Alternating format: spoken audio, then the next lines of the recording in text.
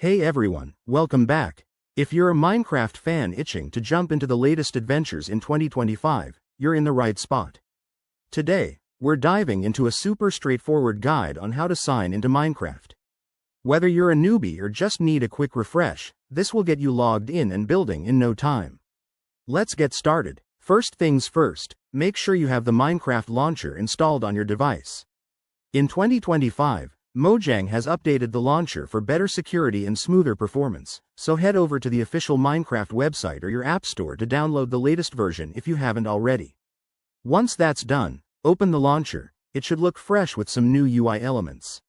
Now, click on the Sign In button at the bottom of the screen. You'll be prompted to enter your Microsoft account details since Minecraft uses that for authentication these days. Type in your email or username and password carefully. Pro tip: if you have two-factor authentication enabled, which is highly recommended for security, you'll get a code sent to your phone or email. Just enter that to verify. After you've entered your credentials, hit the Sign In button and wait a few seconds. The launcher might check for updates or verify your account, especially with the 2025 enhancements like cross-platform play improvements.